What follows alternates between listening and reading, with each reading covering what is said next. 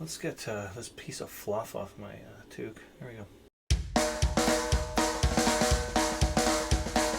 One, two, one, two, three.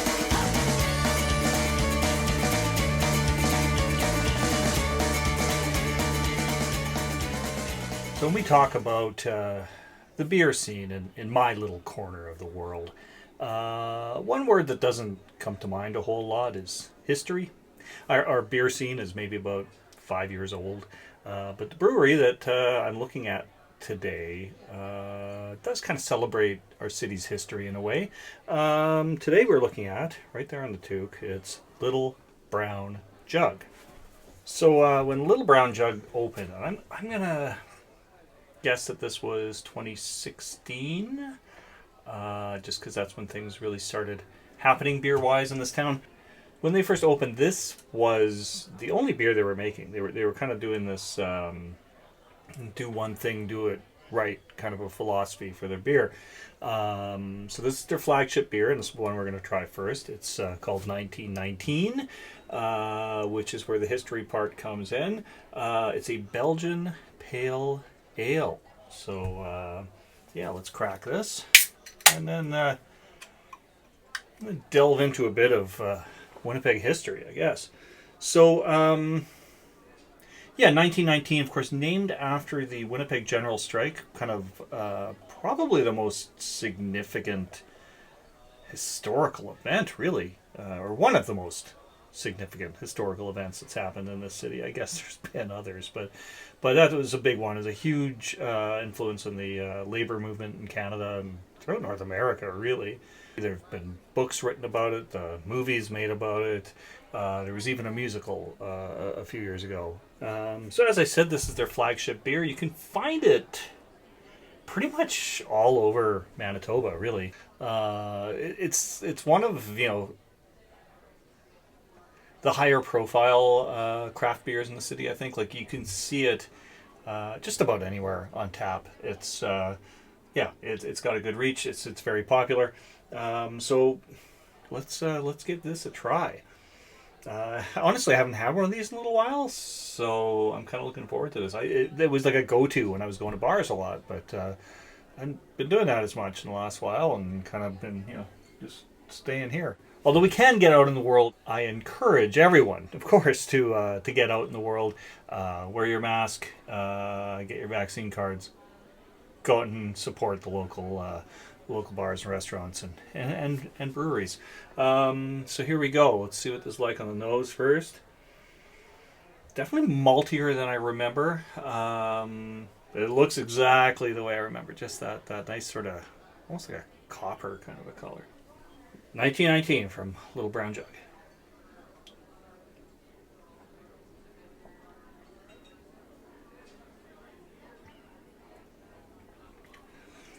Yep, that's as good as I remember it being. It's got a spiciness to it.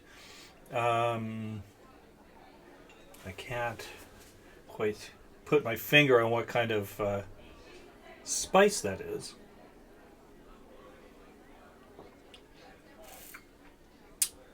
Yeah, definite spiciness, and the malts and spice and everything kind of make it a nice fall weather beer. I've always found this not necessarily one I gravitate toward in the summertime, but this time of year, it's got a very warming quality to it.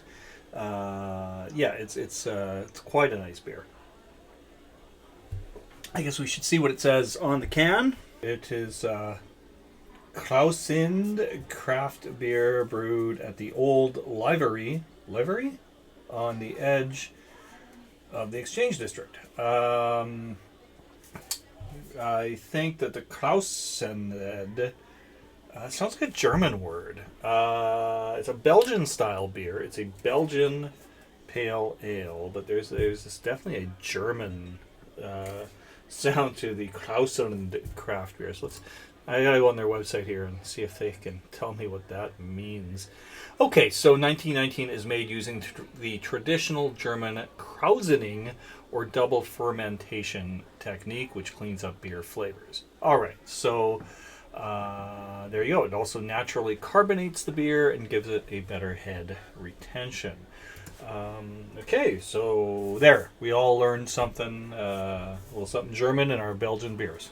So yeah, as I said, when Little Brown Jug opened its doors, this was the only beer they served. They have a few others in their lineup now, but they don't do like the.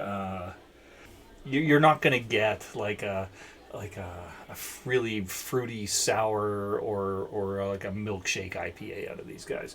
They do pretty traditional beers, but they do them very, very well. So the brewery is located in an old sort of industrial kind of building, and it's a really cool space. Like I said, I haven't been there in a while, but it's a very cool space. They're very connected with the local art scene. Yeah, like I've seen the Winnipeg Symphony Orchestra play there. Obviously, a scaled down Winnipeg Symphony Orchestra, but I've seen them play, right next to the vats. It was kind of cool. They've got a really cool little patio, and you can bring your dogs to hang out in the AstroTurf. So that's kind of neat. And yeah, they did this year's Pride Winnipeg beer. Yeah, it's a very cool place. And they got a bubble hockey game. If you're looking for a place to have a few beers and play some bubble hockey, that's the place I recommend. It's a really nice beer. So it's 5% alcohol. It's not too strong. I know some people, you say Belgian style, and they just automatically think it's going to be like a really high alcohol content, but 5%. All right, next up is another 1919. No, I'm kidding you. This is just my 1919 beer cozy. This way, you can like fool other people, and they'll think that you're drinking 1919. They'll think you're one of the cool kids.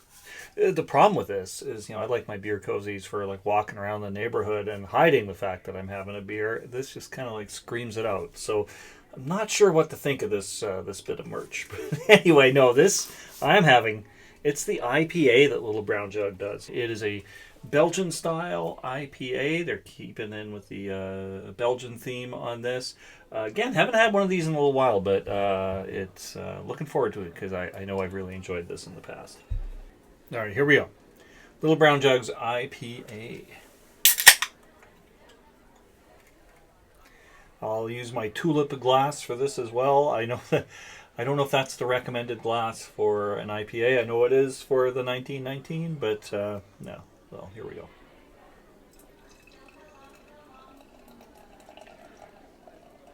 So this is obviously going to be more of a golden color, right?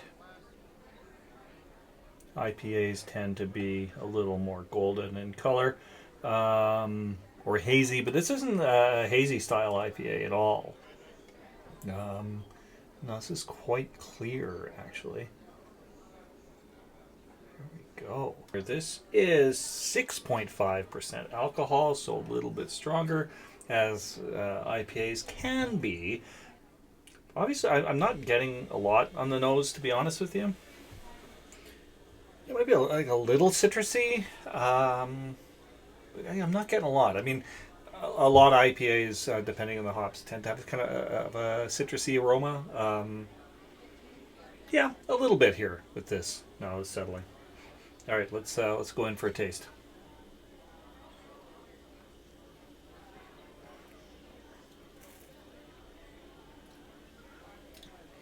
Yeah, you're getting a definite bitterness in this. It's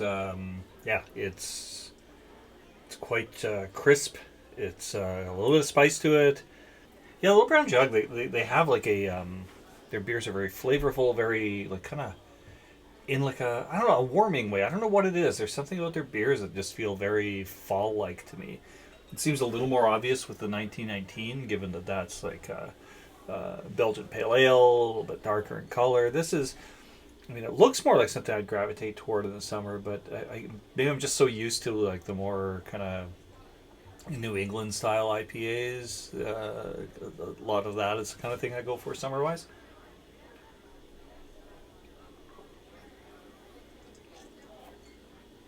Yeah, it's nice and fruity. It's got a nice dry finish to it.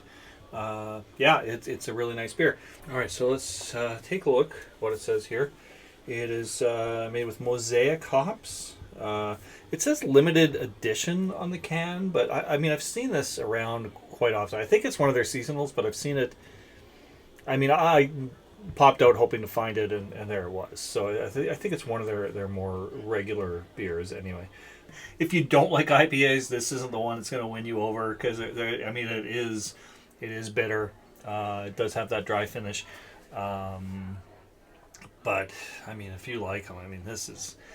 It's nothing like outlandish, right? Like I've featured a lot of different kinds of IPAs on the show with different hop combinations and all kinds of stuff that are like really fruity and hazy and that kind of thing. But this is just straight up IPA, and it's very, very nice. Anyways, take care of yourselves. Stay safe. Drink local. Cheers.